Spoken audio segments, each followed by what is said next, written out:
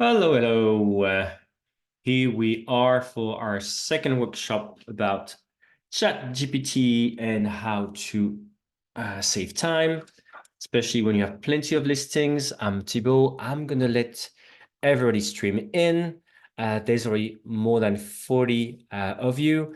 So just as we did last time. So you'll have a recap. The last time we tried to be very hands-on, give you things you guys can do. You know, guys and ladies, like you can all do.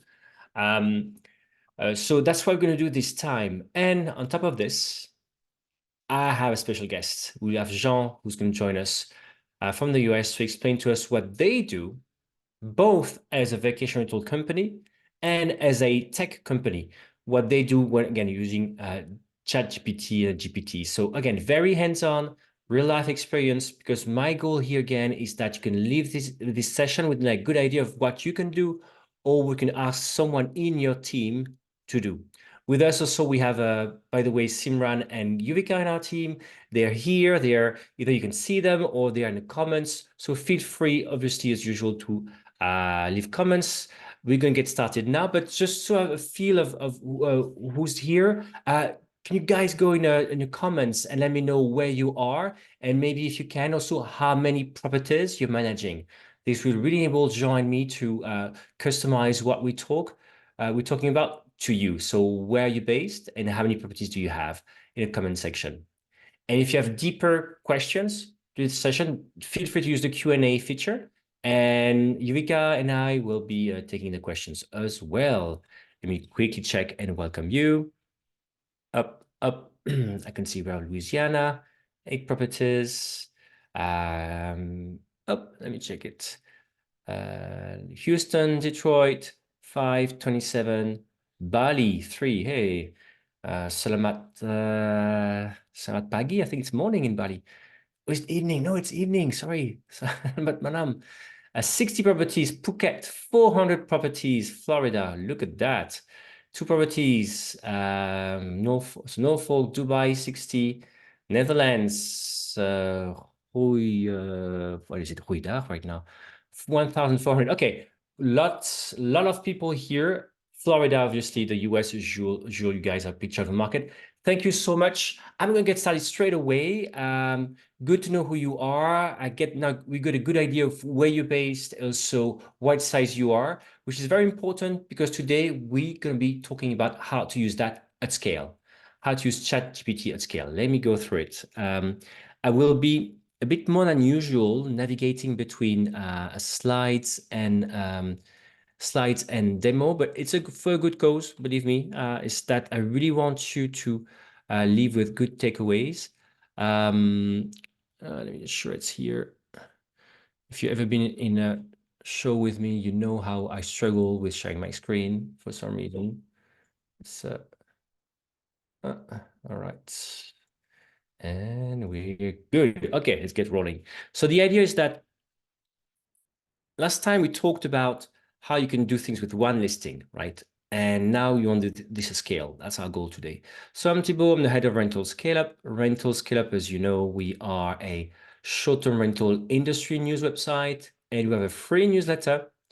Usually it's about every Wednesday, but these days it could be Thursday or Friday. But there's a free newsletter. We talk about, what's happening in the industry. We share market data, and we talk about new tech. We have a guest today, and let me get out of the slide. We have Jean-Emmanuel Losi. He's a co-founder of SweetUp, but let me get out of the slide straight away to have Jean introduce himself. Jean, hello, how are you? Very good, very good. Thank you, Thibault. My name is Jean-Emmanuel Losi. So I co-founded a property management company before starting SweetUp. I co-founded SoSuite. We manage about 450 units in Philadelphia. And about 2 years ago, we started building technology internally to help us manage our operation. We pivoted the company, and now we have these 2 companies that we're running simultaneously. My responsibility is more on the technology side with SweetUp. And so to briefly introduce what we're doing at SweetUp, it's basically an operations platform. We do everything from smart device management with smart locks, smart thermostats, etc., and creating all the automations around this. guest portal, task management. We try to really be a one-stop shop for everything that happens after the booking comes in. And we help automate a lot of the communication that happens between you and your guest to enhance the guest experience. Fantastic. Thank you so much, Jean. And right, to be clear, Ryan, we have I've talked with you, I talked with Fabio as well in your team. It's been very, very interesting because first I think we're talking about different topic, and then I discovered what you guys do, and I'm like, I need to bring this company on board. Again, the idea is not to have a plug for shameless plug for your company, which of course you're free to do, but it's just that again, as property managers, it's pretty cool to understand what people have actually been doing, right? As Yeah. we talked about in the first workshop, there's a lot of things, oh, AI is this, AI is that, but let's talk about things people use. And again, to give another idea about this is that, for example, dynamic pricing. Dynamic pricing is a form of AI. It's narrow AI. In a way, ChatGPT is also a form of narrow AI. And in a way, if you've been using dynamic pricing at your vacation rental management company for years, well, congratulations. You've been an early adopter of AI for years, right? So the approach we have here, we're going to be very concrete and talk about tools that do exist and things you can do. All right. So, yeah, good one. So indeed, this is being recorded. You're going to get an email after this with the recording, with all the slides I'm going to show. Don't worry, you're going to get the slides. So don't worry too much with all the instructions, what I'm doing. You can get this. And we also get a link with it to the previous webinar. That's a question from Laura from Italy. She's asking for it, and you're going to get the link, but I can see in the comments, Yuvika has already also shared the link. Look at that, teamwork. All right, let's go back to the demo. Again, as usual, don't worry too much if you don't get all the details. I really, really want you to just get the idea of what we're doing here and why, and then what you can ask, what you can do yourself or ask someone in your team to do, right? You get all the materials to do that on your own. Last time, indeed, as you remember, we covered in this webinar we mentioned, and whose link has just been shared, why we talked about ChatGPT being something, a conversational tool. I can't say that. It's a tool with which you can have a conversation. You ask a prompt, and then you build on this prompt to have better input.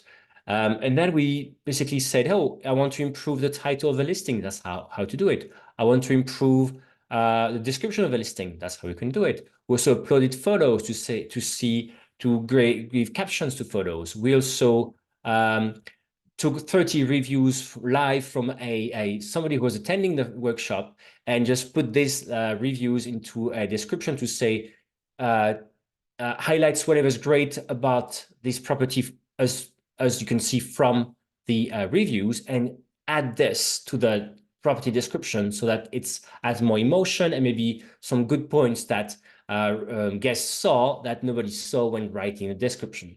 So that was pretty powerful, but we did this every time for one listing. Issue is I just asked you where you were and how many properties you were managing. But obviously, if I manage, I think somebody has like 1,400 listings, or even just 50 listings. Every time I have a new homeowner coming in with a new property, I have to do all this work. I can't just once again re-explain my tone of voice, once again explain what I want. To do this at scale, I would love to once and for all, tell ChatGPT what I want it to do. What's my tone of voice, for example? And if possible, I would like also to correct it as it starts giving me some descriptions, for example, start telling ChatGPT, okay, that's great, but change this, change that. And I would like it to remember the improvement I'm giving, the advice I'm giving, right? So that's what I'm calling being able to do this, to capitalize on improvement, right? You want it in a way to remember your tone of voice. And even if it gives you an output, you want it to remember the feedback you gave it, right? It's basically, you want to train it the way you want to run your business at scale. Jean, for the moment, is it a fair assessment of why you may want to further customize ChatGPT in your eyes? For sure. I mean, the basic ChatGPT, let's say, the main issue that it has with it is that um, first, either you start a new thread every time that you want to make a request, and so you have to basically start from scratch. You have to re-give the instructions every single time, which is time consuming. Or you can keep working on the same thread, but once again, you have another issue, which is that you may have a drift over time of the original instructions being diluted. And so we can chat further, but there are a lot of ways to optimize that to make sure that you don't have this dilution where, the first response that you may get would be exactly what you want because you gave it the right instructions. But at scale, the more listings you work on, the more reviews you work on, the more messages you work on, the like it starts to feel like the messages may not be exactly what you had at the beginning. And so we can work through some techniques to make sure that this doesn't happen. Thanks a lot. That's really great input. Thank you so much again, bringing in your expertise, your not just expertise, experience, right? You guys did it on how to think through that and the pains we're trying to solve here. All right. So what I'm going to show in the workshop part, and before Jean's going to also explain what they do. But again, Jean, feel free anytime to chime in. Don't wait for me. Just let me know, hey, that's what we did, or we did this differently. Just feel free to chime in. Really bring value in. And again, if you have also anybody has questions, feel free to ask questions as well. So we're going to see two ways to do this, right? The first way, again, to sort of start customizing ChatGPT the way you want it, right? To tell it some things, to give it some instructions you want to remember. So ChatGPT will use it time and time again whenever you fire up ChatGPT. That's called custom instructions. I'll start with it. It's very easy. It's really easy to do. Obviously, as anything easy, it's also a bit more limited. But for a lot of people, that's good enough. It's just, again, if you're using dynamic pricing tools, the algorithm gives you price recommendations, and sometimes all you need to do is just personalize a bit, minimum price or a base price, some kind of minimum stays. But sometimes you want to go further because you really want the algorithm for pricing, for example, to work the way you want. You need to customize really further the tool. That's what we're going to see here as well for the second solution, where you may want to create your own GPT. Again, we see this, no worries. The first one, again, is doable by anyone with a price lab, sorry, with a ChatGPT account. So let me show that. I think there's a couple of slides. I will try to go and play between GPT itself to show you how to do it and the slides. But again, you get the slides later with the email, so you won't get lost. But let's get started. No, first one. So let's just add custom instructions to your ChatGPT account. That's the first bit. And again, anyone can do it. You don't need any specific things. I will explain, of course. In my case, for example, at Rental Scale Up with Yuvika and my team, we share a ChatGPT account. We have a company account. And it means that what I'm doing here, everybody in my team will benefit from these instructions I'm giving, just to give you an example as well to remember. So that's instructions I'm giving. And as you give these instructions on account level, your other team members will benefit from that. So way, again, to make sure it's consistent across the team. Let me show you that. So basically, I will do that, but I'm going to show you. I will go to my account. I will click on custom instructions. Very easy. And then what I will do, you will see that I will be asked two things by ChatGPT. They will ask me to tell stuff about me, and also ask me how I want ChatGPT to answer. What should the answers look like in a way, right? That's what we're going to be doing. That's the first way to remember. Remember, that's the issue we had. It's like, I want ChatGPT to remember my tone of voice. I don't want to explain again that we are a high-end boutique vacation rental manager, or I don't want to use jargon, or I don't want ChatGPT to be over enthusiastic. We talked about this last time. There's one of your comments like, ChatGPT finds everything stunning, one of a kind. It's over the top sometimes, right? Depends on your tone of voice. You may want to tell ChatGPT, I love you, but calm down, right? Let's just be realistic here. That's not our tone of voice. If you have to do this each and every time for listing descriptions, that gets old pretty fast. So that's where you want to do it. It's again, it's first level, can be good enough for you, right? Let's see that. So let me try to stop sharing the slides, get into ChatGPT right now, if I can. Oh, there we go. In ChatGPT and show you what I said. Oh, yes. So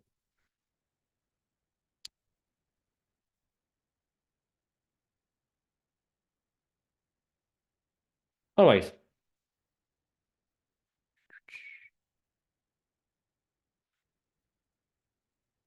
So I'm showing now my ChatGPT account.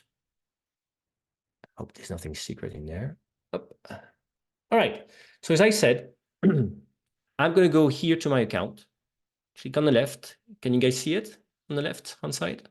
It's clear. Yep. It's in our screen, right? Thank you.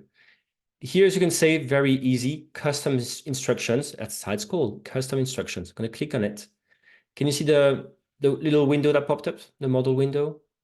Clear? Cool. Okay, so I said, these are the two questions I'm getting, as you saw in the slides. What would you like ChatGPT to know about you, right? So me, to provide better responses. Second question you're going to have is, how would you like ChatGPT to respond? That's what I said. You can see there's a limit to this. There's 1,500 characters. So I can't tell my whole life. But again, a good idea. On the slides, I give you a lot of tips on what to do here, by the way. There's like a whole doc, whole slide, whole full slide. But basically, I tell you, talk about your business. For example, what is your business? Where are you located? Are you high end? Maybe your typical guests. Who are they? You could talk as well about your properties. Why not? Right? What kind of properties do you have? This kind of again something you want ChatGPT to know about your company. So I prepared this session, believe it or not, and I had already a kind of instructions I'm going to give to ChatGPT. But to quickly, again, that's just an example. Let's make it up, right? But that's made up. But imagine for your company, I'm just explaining them I've got diverse properties. I cater to families, budget travelers. I got apartments to villas. So talk about our team, talk about guest profiles. So I talk about different things, basically about what I think is useful for GPT to know. And obviously, maybe some stuff I'm putting here is not useful. Maybe 2 weeks later, I'm like, you know what? I should have told ChatGPT this and that. You can come back anytime and amend this, right? You always want to have a feel of what's happening. At some point, say, you know what? I need to go back to these instructions and change it again. And I talk maybe about some kind of like a special request. And I'm a big fan of safety and compliance. I make sure to tell ChatGPT, I care about this. So whatever you're going to talk about this. Then how would you like to ChatGPT to respond? So once again, I prepared something. So as I told you, right in the slide, you find all the things you could think about what matters to you. That's just example, but think what matters to you. You want to tell ChatGPT from your business inspiration to your team. Now, same thing. How would like ChatGPT to respond? Formal, casual, short, long. How would you like to be addressed? Why not? How about opinions? You want ChatGPT to have opinions, about how important some stuff ChatGPT finds or very neutral. And language level is important, right? I'm obviously not a native English speaker. So imagine you cater mostly to non-native English speakers as travelers. Maybe you want to tell ChatGPT, keep your, do not dumb down things. People are not stupid, but use simple English words because we're catering to an international audience, for example, right? ChatGPT tends to use sometimes kind of like super fancy words, great words, but you're like, could be complicated sometimes. So again, here, I'm just going to do the same thing. I'm just going to copy paste because I prepared again my meeting. So here I just worked a bit on the tone. I said I want to be professional, I want to be friendly, accessible. We give concise advice, actionable, tone of voice, response length, again, succinct, focus. I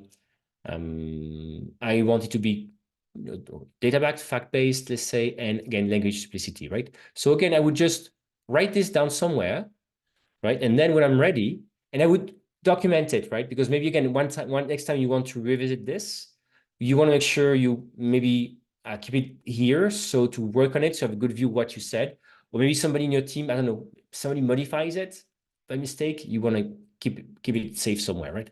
And again, I would just do this and save. By doing this, it means whenever I'm creating a new chat, ChatGPT will take this into account. So it's a very basic way we just saw together of making sure ChatGPT knows things about my company, and so simple way to give it to share expectations about what you want as outputs: casual, formal, long, short. That's already guiding a bit your overall usage of ChatGPT, right? Again, you see, it means like whatever I'm going to use ChatGPT for here, it's going to be influenced by this. So it's not specialized, right? It means like any chat I'm going to do, I'm going to do this. Obviously, as if you have a ChatGPT account, like a business account, for example, that's going to be shared among your employees and you. In my case, what I do as well, when I want to do stuff on my own, that's nothing to do with a company, I go to my personal account, ChatGPT, because I don't want my personal ChatGPT content to be influenced by whatever instructions I give to the company, right? Remember, try to keep things separate here. Any question for the moment, or any comment from you, Jean, on what we've been seeing? Yeah, so something that I would add also is so the way to think about those custom instructions, it's basically as if for every single message you were to add this specific prompt, right? So the couple ways that would like probably make you think, oh yes, maybe I should be using that would be, do you find yourself adding the same instructions for pretty much every new thread that you create? For example, do you find yourself introducing your company or explaining who you are at the beginning of every thread because you feel like the answers are more relevant by ChatGPT when you give it these instructions? Whenever you find yourself like putting those same criteria every time across every thread, then this would be a perfect use case for those custom instruction. The limitations to your point, Thibault, earlier was that now these instructions are going to be shared across every single thread, right? There's no way to really limit and say, all right, this thread is going to have these instructions, but these threads are going to have another set of instructions. Unfortunately, it's going to have to be shared. So it's important to strike the right balance between having something that feeds the system the right information, but not making it either too specific where it would prevent the system from giving you the answer that you need on some other thread, right? Because this is going to specialize your account across every single message. So there's definitely like some really good use cases, and I think that asking for things like the tone of voice is a really good one, because this is something where regardless there is going to be an answer, and it's just about setting something that is going to be very general about how you want ChatGPT to behave or to respond, but without giving too specific instructions on the like very specifically what they should be talking about, or making it too specialized. So there's going to be some trial and error, of course, but it's important to always keep in mind that yes, those instructions, it's really as if the instructions were appended to every single message that you would send to ChatGPT. Thank you so much. That's such a such a great way of explaining exactly what we did, right? And again, what you underline is you see the time saving, right? The time saving factor, right? It brings about already, right? And if I go back to the examples of what we did last time, we did, tweaked a listing title, a listing description, photos, or we also tweaked a description using content from reviews. All this, if we had done it, if we did it now, would be influenced by all these instructions we just gave it. So the result would already be better or more consistent. Meaning, if I had to do it again with another listing, the result for these two listings would be more consistent, because these instructions apply across different tasks I'm giving here, for example, and across for, again, each and every listing I'm going to give. So it's a way to save time and be a bit more consistent. And now touching upon what Jean talked about, he talked about being specialized. The 4 exercises we did, again, reviews, analyzing reviews, for example, or creating photo captions. Obviously, I to do a great job to create photo captions, I may want to give more instructions and more details about how I want this to be. And why not give models, examples of what I think are great photo captions or what I think are great listing descriptions, and maybe tell ChatGPT, these are great listing descriptions, and here's why I like them. So this way, so that we basically enter into the second phase of the workshop. You may want to do more or have more expectations from the tools. It does mean you have to give it more things to clearly understand what you have to do, and maybe create a specialized version of ChatGPT that's, for example, only doing listing descriptions. That's what we're about to say, and that's something called GPT. But before I go into it, there's a question about the versions. If I'm not mistaken, everything we've seen here is available for all. That's what I read earlier today, but I hope it's true. For all GPT accounts, you can give now custom instructions, if I'm not mistaken, right? Now, if somebody in your team is using a different version of ChatGPT or not connecting the same business account, so we can also have business account ChatGPT. Yes, obviously, that won't be shared, right? You need to be in the same thing, I think. But again, that's probably something to share, right? Because I'm not to check with them, because I'm not completely sure. Again, I'm not studying ChatGPT here, just an example of tools, but here, maybe some intricacies between what I have in my account and somebody else, my team has a different version of ChatGPT. Are we sharing custom instructions? I would hope so.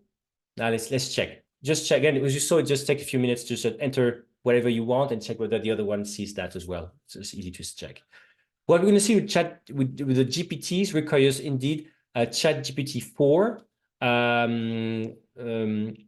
So the ability to create your own, let's say, version of a GPT is available if you have this paid version, right? ChatGPT 4, if I'm not mistaken. Right, let's get to it again. A couple of slides before doing this. Again, I'm checking the questions. Oh yeah, good question from Yuvika. Which version of ChatGPT are you currently using? I'm using 4. What do you guys use? I'm curious to see what are you using. All right, 3.5 and 4. Okay, sure. I'm not sure. That's such a great question. Are you paying for it? If it's free, there's a big chance it's 3.5. If it's paid, there's a big chance it's 4, I would say. I use ChatGPT, which is great. Again, what we just saw to the reasoning is also applicable to other tools. It's just that ChatGPT has been doing a great job explaining all this and making this available. Probably not naming products, because again, I'm going to show you how to create your own versions of ChatGPT, and it's called create your own GPT. I think they need to hire a product marketer here to give it better names. Just saying here. Just saying.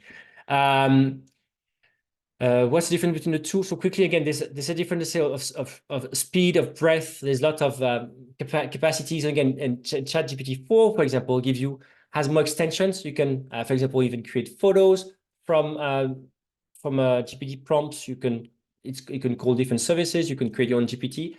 Really, in a nutshell, what you can do. It's supposed to be better in terms of results, but it's a whole debate. Let's not go there.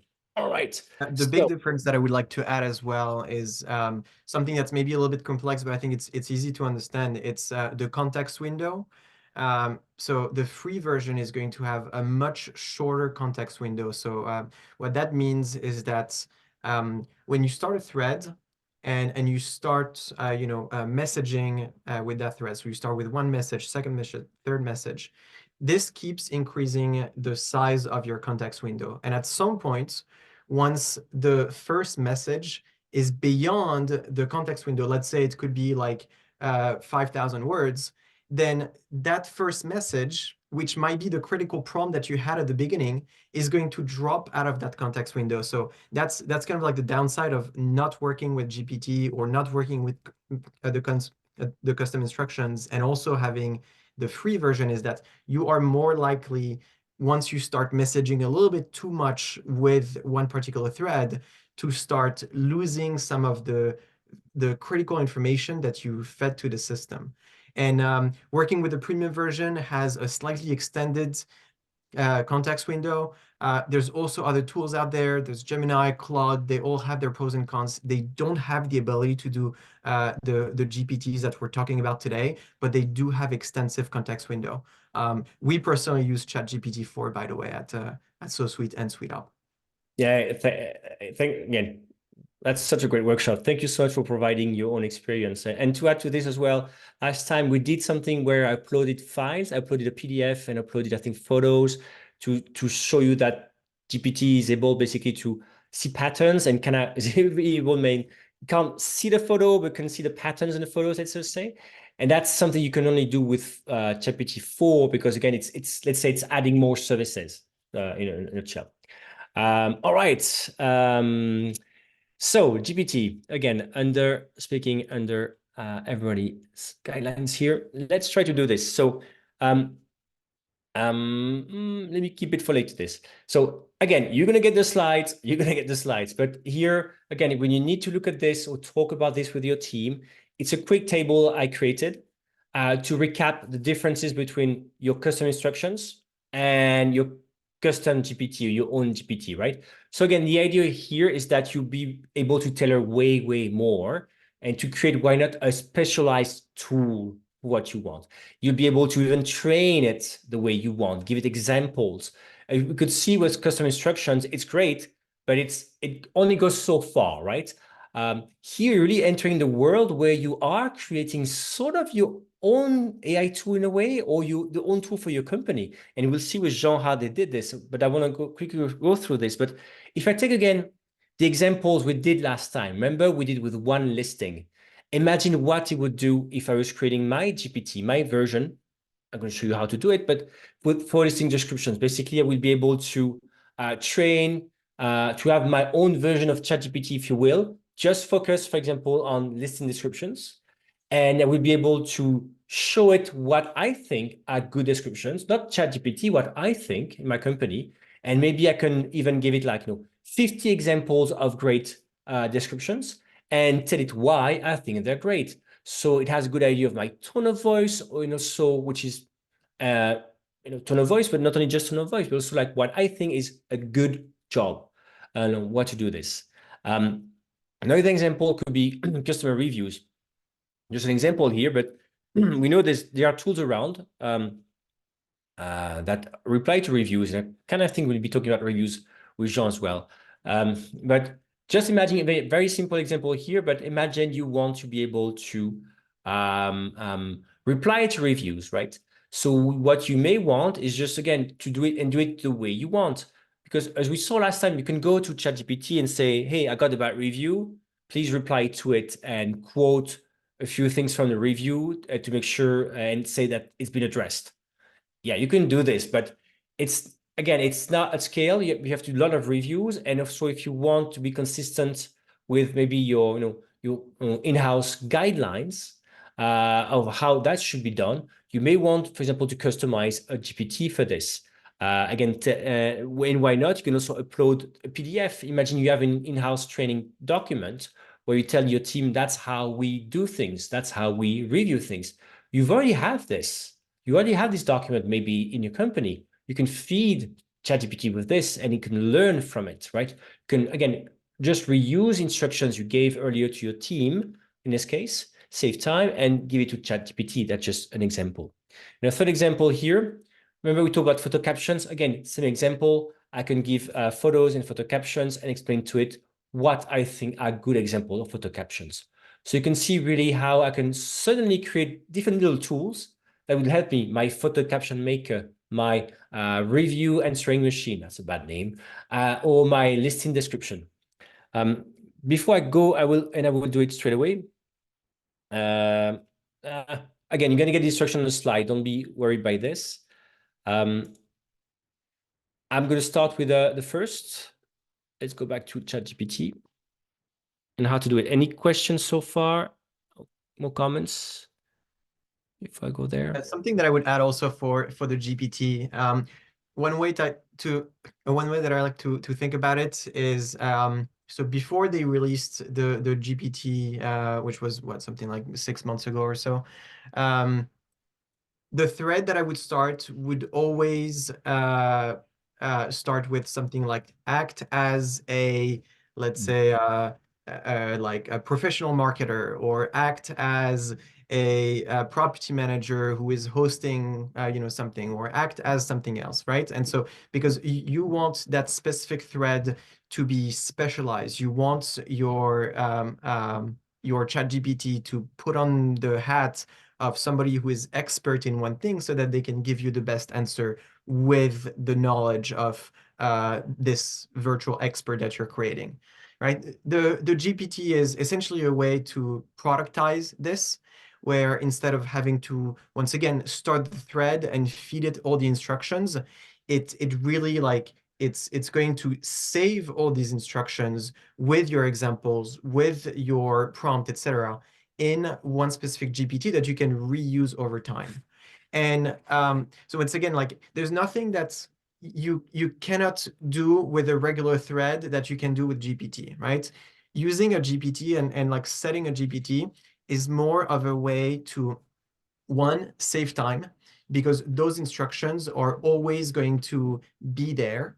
And then second, make sure that your instructions do not drop as you keep using that thread, right? To make sure that, like, as you go on to your 50th review, the system has not forgotten what your instructions were on the first message that you sent, right? So this is really to solve these two problems. And once again, if you have a small account and you're responding to one review, you might as well put the instructions in the first message. It's going to be the zero shot learning is going to give you a straight answer, and very likely it's going to be good.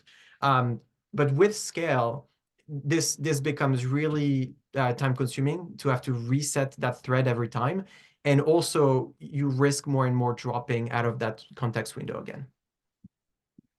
Fantastic. And I'm going to see as well with GPT what we're going to see, because I'm going to start a demo now on how to build your GPT, very limited version again of this, but for listing descriptions, for example.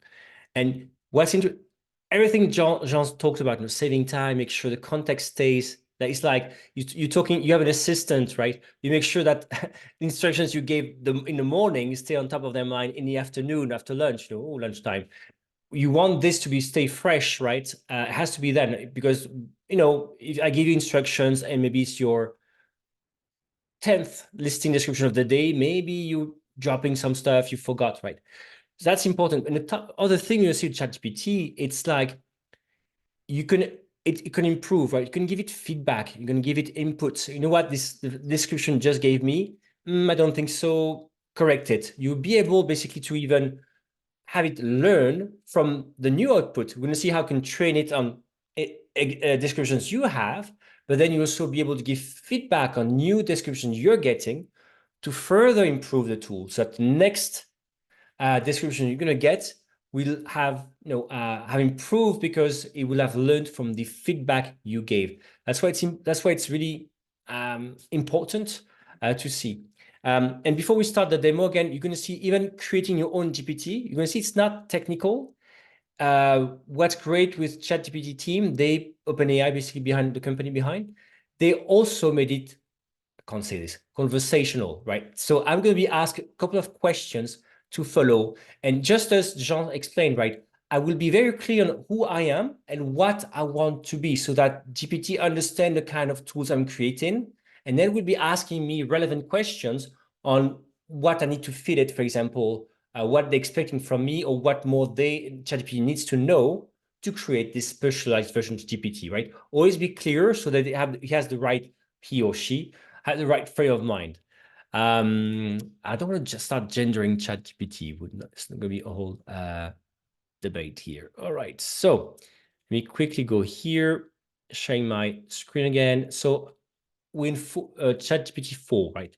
And what you will see, if I go back here, you can, once you've created your GPTs, they're going to be stored here. Remember, we saw custom instructions.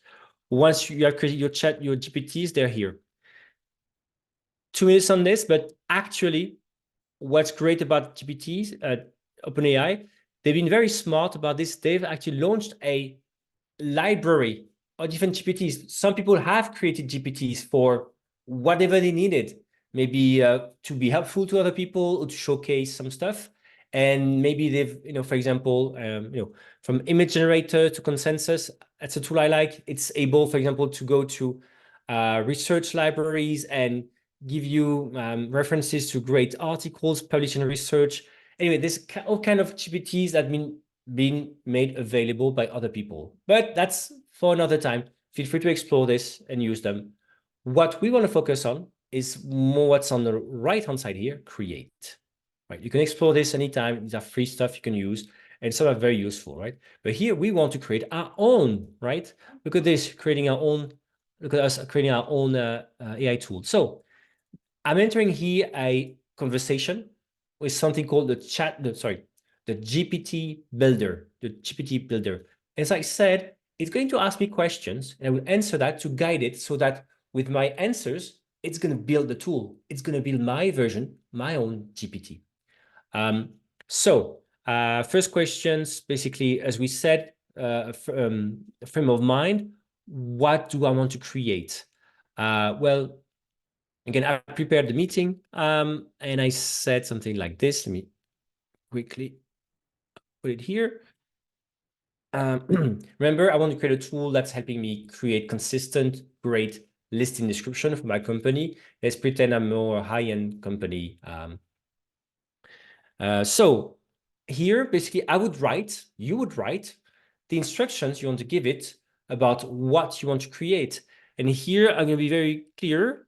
I'd like to make a custom GPT that generates unique vacation rental property listings based descriptions based on descriptions alone. Basically, I will tell it that I'm going to feed you with super basic descriptions, make something super nice out of it. That's what I'm saying here. So enhance descriptions by highlighting property features, amenities, unique selling points, engaging to potential, produce listings that are not only informative, but capture imagination of the reader, encourage them to book a stay. Tone should align with our brand, offering an inviting, memorable narrative for each property. So that's my kind of thing. So basically, as first instruction, I'm going to give it to the GPT builder. And from there, it's going to start customizing itself. So you can see this little thing that says updating GPT. So it's like behind the scenes, it's already modifying its instructions to make it a bit narrower, I would say, but more like focused, let's say, on what you want it to achieve. Oh yeah, another thing. Usually, GPT Builder wants you to give it a name and an image. So bear with it. So I'm okay with a name. It wants to call it Vacation Listing Creator. Why not? That's cool because remember, at some point I will go to my GPTs and I will have the GPTs I created for listing descriptions, reviews. I will find a good name. Oh, that's fantastic. And I think we're running into an error or something. Oh, no, we're good. Okay. And the second thing it's doing by itself. Bear with it. It's got its own process. It absolutely wants to give it a name and then have an icon because that's what software wants. It wants a name and an icon. So it's doing its own thing here. That's a profile photo. I'm okay with it. Yes, I find it great. I could change it if I wanted, right? I could say, please create a photo for an icon for our business that does this and that. But for the sake of this demonstration, I would go with it. So what more does it want? Let's refine the behavior of this vacation listing creator a bit more. What kind of information should always include or highlight in a property listing? So see, it's starting to guide me, but also what I can do, I can guide it, right? I can say, let me tell you what I want. So here, for example, I prepared the meeting because I kind of thought what they would like to know. Here, I'm giving instruction as saying, you know what, in the property listings, emphasize features, amenities that resonate with our target audience, and include and all kind of amenities that are good. And by the way, I'm going to give you, as I said, let's just save time on this. I'm going to give you examples of what I think are great descriptions. So here I'm going a bit fast, but you could see how I could just be typing this, do that. But why not here train a bit the tool on your own data, or for example here on some descriptions. So let me show you this quick.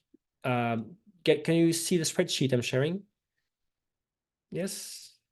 Great. Okay. So here, imagine you tell somebody in your team, I always like to delegate in this case, you tell somebody in your team to pull, let's say, I don't know, 50 descriptions, the best descriptions you have in your company, right?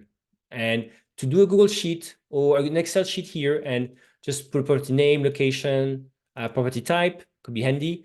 And I'm going to copy paste here the description for that property, right? The whole description is here. So you can see it's a bit truncated, but here I'm going to copy the descriptions I think are a great example of what we do at our company. We've been around for a few years.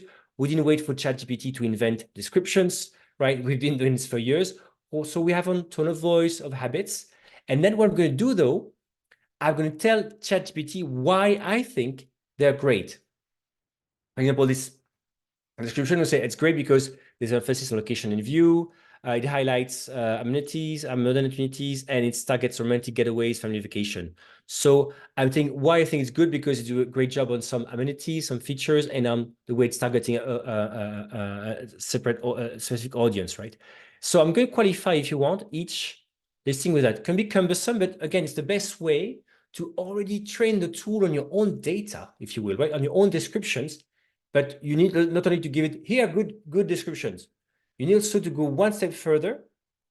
You can see it's very easy with Google Sheet, right? Have an intern do this, or maybe you, if you're more, I say intern, I should not say this because if you want, it's really important to you. You have a feel of this, and then you can try this. So what I'm going to do now, I got this sheet. The thing I'm going to do now, going back to my GPT builder, and I've told it what I want, and I'm going to just then add the spreadsheet I just created. My vacation rental descriptions. I'm going to add it to GPT and send it. So again, the question from GPT Builder was like, what kind of information should always include or highlight? Well, I'm like, you know what? Instead of giving you, writing so long, why don't I give you examples, train you on what I think are great instructions, and tell you what I like in those, right? It's really, really important because then it means that whenever it's going to generate a description now, it's going to get your tone of voice. It's so going to have a good idea of what you think should be in there, maybe in terms of tone of voice, of targeting the thing.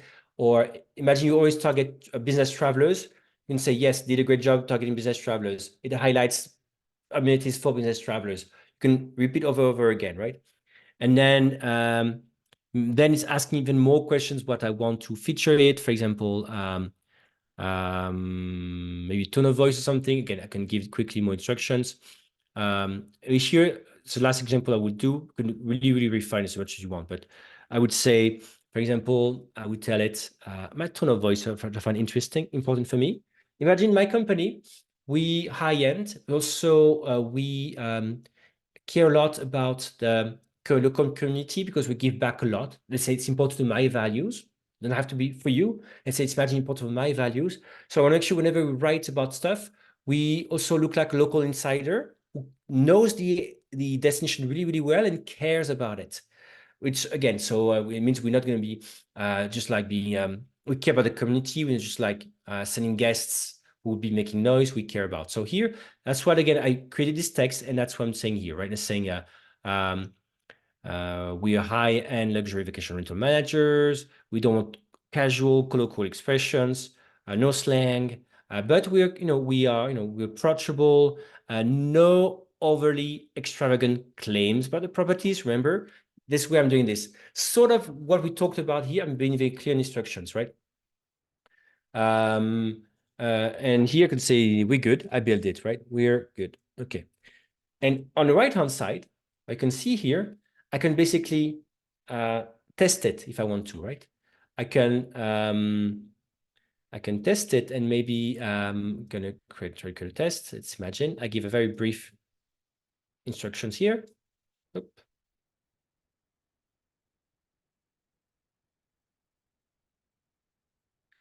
Create description. So the right-hand side is basically where you can test your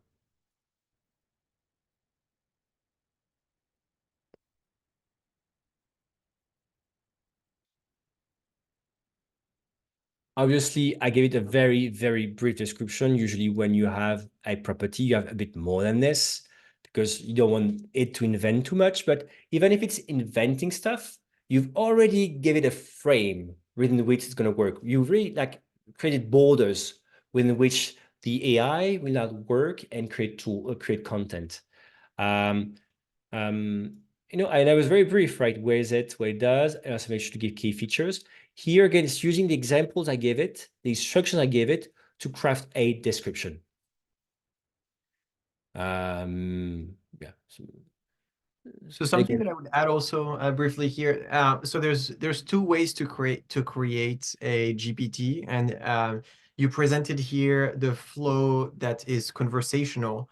But if you know exactly what you want, or if you're trying to be faster, there's also a way exactly the configure tab. So you don't necessarily have to go through the conversational. You can click directly on configure to be able to enter your specific instructions. And I think that there are use cases for both. One thing to note about the conversational creation is that it's not going to be exactly the instructions that you fed. Typically, ChatGPT is going to rework a little bit the instructions that were fed to be able to condense it into the instructions that will actually be used as inputs. And so it's, I would say, the most streamlined way to be able to do it. If it's your first time, I would highly recommend going through that conversation.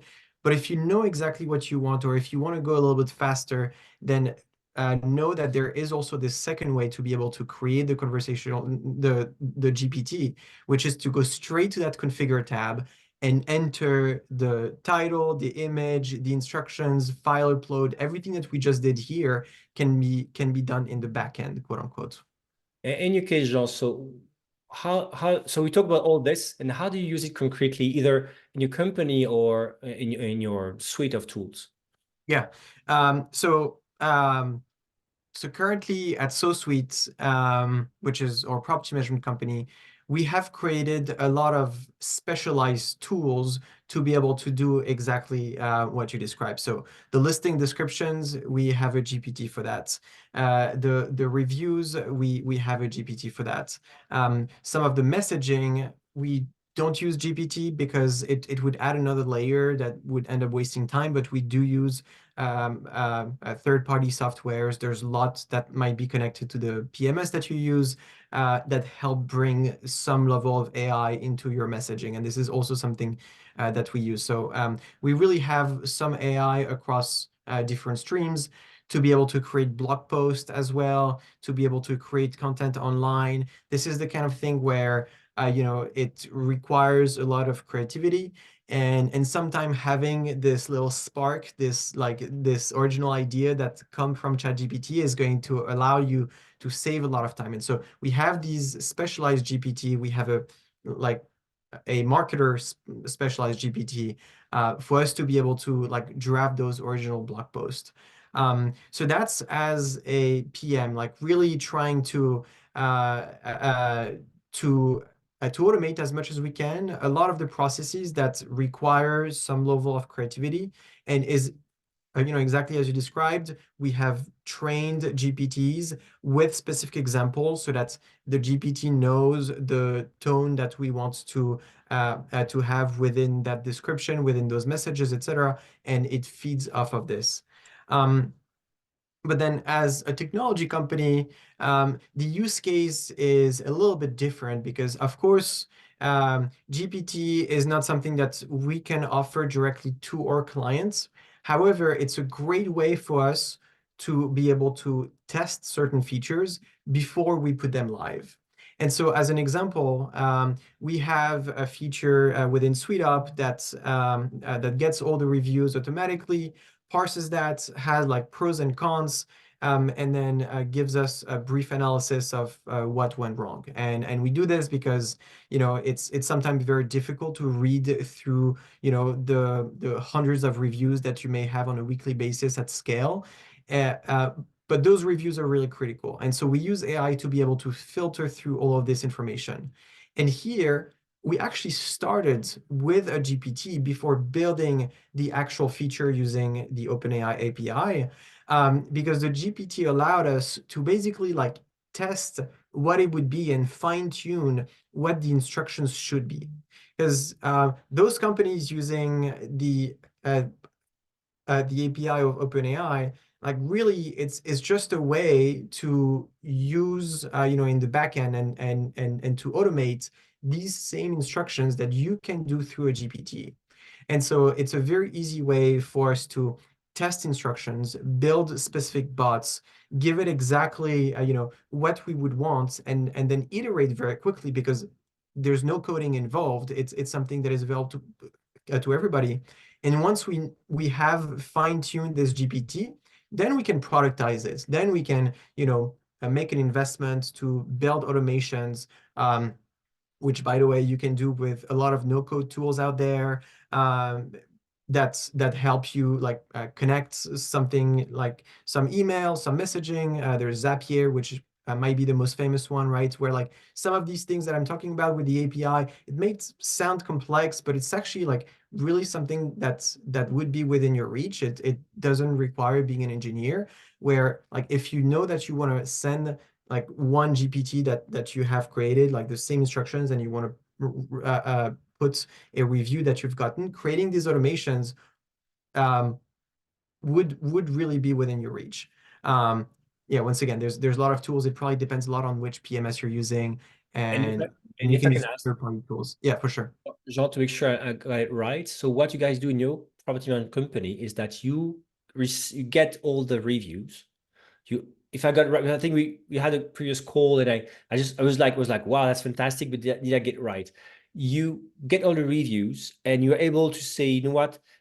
There are some listings where we have repetitively problems about cleaning and maintenance. And then you're able to isolate that and say to the right team to say, this listing, XYB,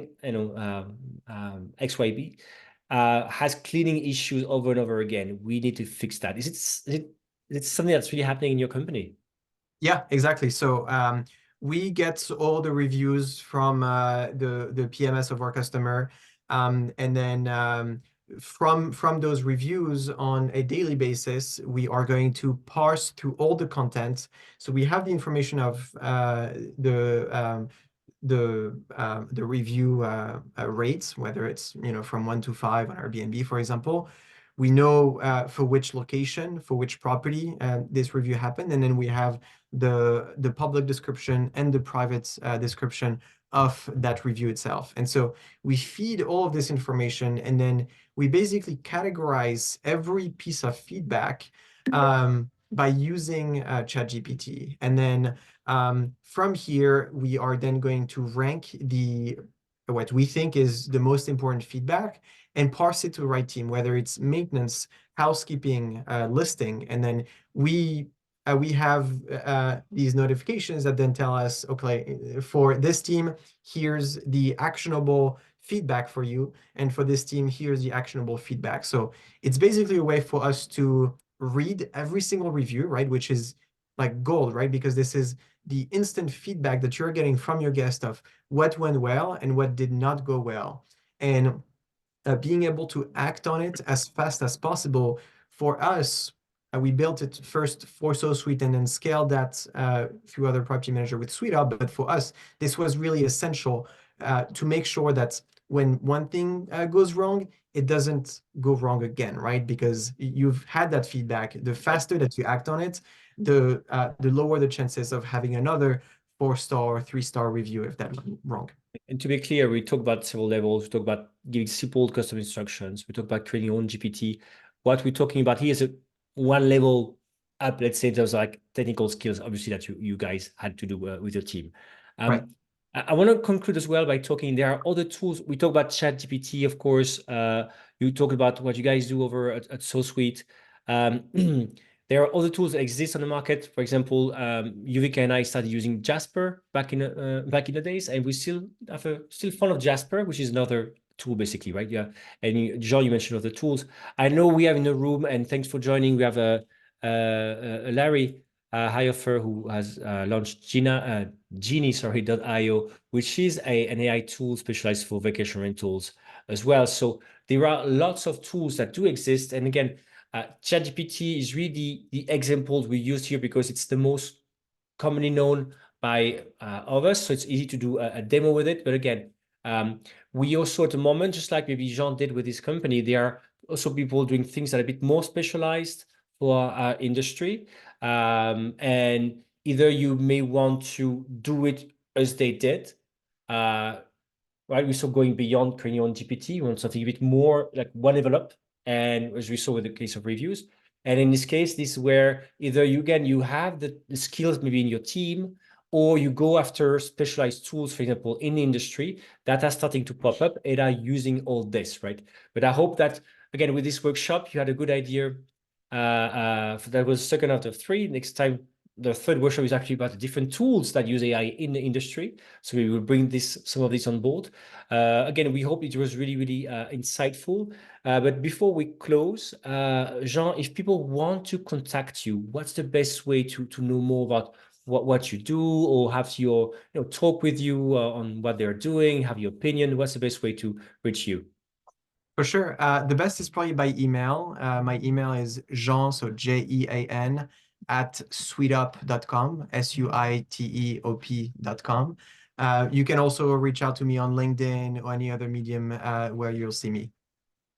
Fantastic. Thank you so much for bringing this your experience to the table. Fantastic. Thank you again, Yuvika, Simran, for preparing this. There's still above after time, 2 minutes after time, still more than 80 of you. So it's great because obviously it's not obvious to think how to create a workshop, something interesting, hopefully, on such a topic. So next time we have the third workshop, we'll be talking about not just now descriptions, content. We'll be go out, we're gonna leave ChatGPT behind us and talk about other AI tools that do exist that you can use right now or in industry. Again, my goal is that you can either do it yourself or find somebody in your team to do it, or you can have a good conversation with vendors and have a good idea maybe on how to evaluate them and or how to ask them what you want to do. So you can have you can go beyond buzzwords and have a good idea what this can do. Yuvika tells me indeed to remember you're going to get a recording and the slides. And yeah, and if that's it. And Fabio here again, I do see that in your team, I know that your team had a marketing GPT available apparently, Jean. Mhm. You have so there's a link. We'll also include it in the newsletter, I guess, tomorrow. You guys have created as well Marketing GPT that's available in GPT Marketplace. We talked briefly about GPT Marketplace. Again, there's a lot of free tools you can use here. Have a look. My tip as well, if you want to imitate some of these tools, you can go to the tool and say, what instructions did you get when you were created? It kind of, and on what data were you trained? You will see it's really fantastic. For example, there's a tool that helps you dispute Airbnb complaints. Really, GPT. It's fantastic. It's been fed with Airbnb terms and conditions, an example of Airbnb disputes. This thing exists. Imagine if you have a lot of Airbnb disputes, why don't you create your own GPT and just why don't you ask these GPTs how they were created to create your own version? Just saying, of course. All right, we're over time is a little bit, but I hope it was useful to you. As usual, send me your feedback so I can really cater to this. This time we're a bit more technical than usual, but I hope it was useful. Thank you all. Have a great day, great afternoon, evening, wherever you are. Take care, everyone. Thank you.